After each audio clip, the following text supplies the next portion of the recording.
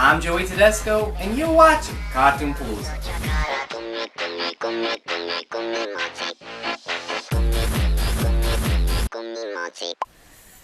Well, we made it. This is the moment I've been waiting for about a whole year, but we finally did it. This is gonna be the last review of a theatrical release with the Rugrats. Hoorah!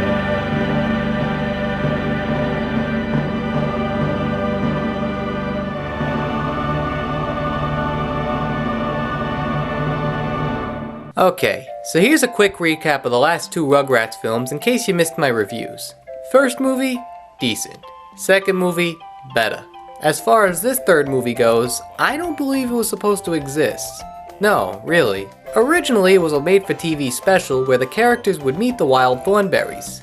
However, it convinced the creative team to have it redone for the big screen. Mind you, this is coming from the studio that thought this was gonna work with that director.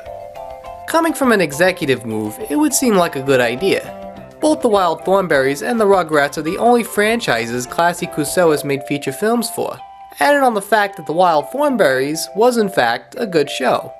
I wouldn't rank it higher than my own personal favorite nostalgic shows, but it offered a weekly adventure with likable characters and exotic animals.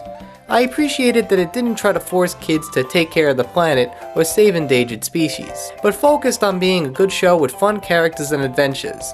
Now imagine that. It's like the creators wanted to make an entertaining show as opposed to pander to an audience. So now that it brings us to this movie, which I have to be honest, I'm not sure if it's supposed to be a Rugrats sequel or a Wild Thornberrys follow-up, but it shouldn't discourage my enjoyment. Let's dive into Rugrats Go Wild.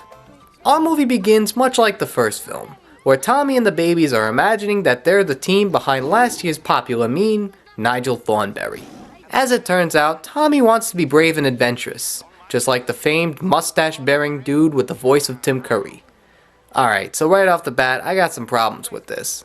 Let's recap the last two films. First we have Tommy learning responsibility by being an older brother. Second movie, we have Chucky overcoming his fears while finding a new mother. Now we have Tommy wanting to be as good of an explorer as Nigel Thornberry.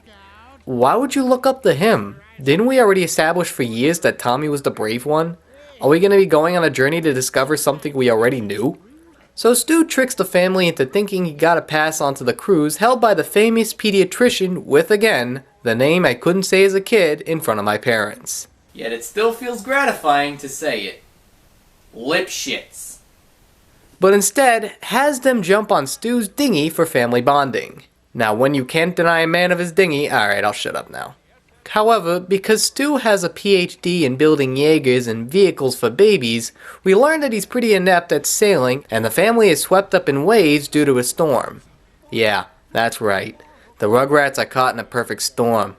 As you would imagine, it takes what made the show fun by giving us relatable situations with larger-than-life impressions and throws that out the window. The whole scene feels nothing like anything you'd associate to the show. Saying it feels awkward to see Angelica's mother rip her skirt off or the babies sinking to the depths of the ocean would not be enough to describe it. If sticking the babies in the woods was considered jumping the shark, then this is on par with jumping 10 sharks with rocket propeller skis. The family gets stranded on the island that, coincidentally, and I don't use this term with much emphasis, the same island as the Wild Thornberrys, who are out looking for a special type of leopard. From there, it's pretty hard to follow. I'm not kidding when I say, of all the three movies featuring the Rugrats, I have the hardest time trying to figure out what's going on between the subplots that don't go anywhere or pay off in the slightest. Chucky and Donnie switch places, Lil goes vegan and resists eating bugs with Phil, Eliza finds Spike looking for the kids through the jungle, Kimmy's still useless, and then there's Debbie meeting up with... Hey, lady! Who's calling me a lady? I'm a teen. I'm Angela-Tiki, the island princess, and I'm thirsty. I think I'm gonna have to give the film credit here, but it's pretty mind-blowing when you've seen characters from two shows evenly matched, finally interacting with each other. This is... Oh, wow. So I mentioned that Spike was roaming around looking for the kids when they decide to get out of the family's reach. Because Eliza can talk to animals, she helps Spike on his mission. Could you give a dog a little warning? I'm trying to do my business here. Oh, and I also forgot that Spike is voiced by Bruce Willis. What? Look, it's kind of a damp smell that's a cross between sour milk and poop. Ew! Well, actually, I kind of like it. Oh yeah, because given the role to an actor who's focused on action films like Bruce Willis to a comic relief role to the house dog is totally a legitimate casting call.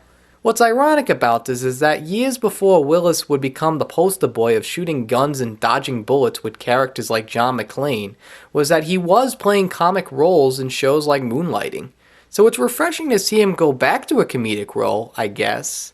Though, too bad it isn't funny or of that much importance to the plot. The one thing that seems to be the most consistent is Stu's relationship with the family and Tommy's relationship with Nigel. Both are shown having conflicted responsibilities to uphold when they're threatened by their friends. It's like an inferiority complex that each character is sharing that affects the way they work. In some ways, this could have been the thing that would have made the movie work more. But no, we gotta resort to the same kiddie fare that we see in dozens of animated films that makes this movie feel like a filler episode with these iconic Classy Cusco characters.